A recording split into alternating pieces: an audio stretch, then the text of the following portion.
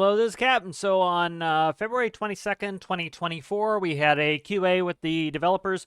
And so what I'm going to do is I'm going to go through question by question, and we'll get their responses to the questions asked by the community, and I'll offer any of my thoughts for these videos. So it's going to be a series, and each episode is going to be one of the questions. That way they're nice and short and digestible, and you can come back to them. So let's go ahead and get started. The first question from Silo.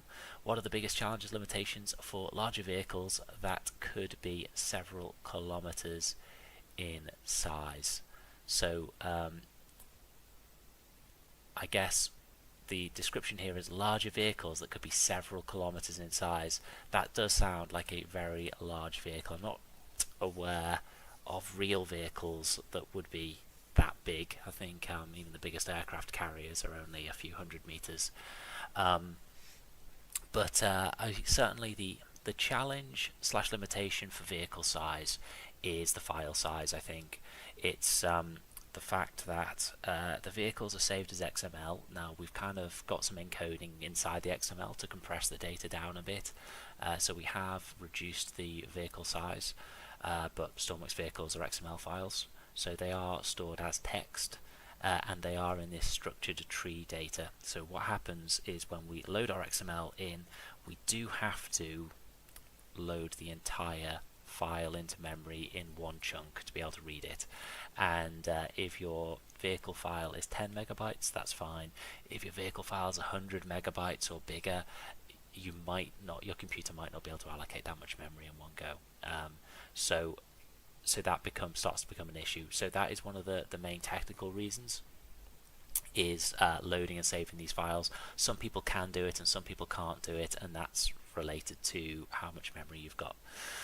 So vehicle size is a tricky one. And then I think also, the fact that you've kind of got this cubic relationship between vehicle size and number of blocks, right? If you've got a 10-meter vehicle compared to a 20-meter vehicle, you can say, well, that vehicle's twice as big, but it's actually 8 times larger in terms of the number of blocks. So the numbers kind of start to explode a little bit. That is stuff we're thinking about with future games. With Stormworks, the XML files are XML files, right, guys? Like, I don't think we would probably be looking to look to cleverer formats in the future.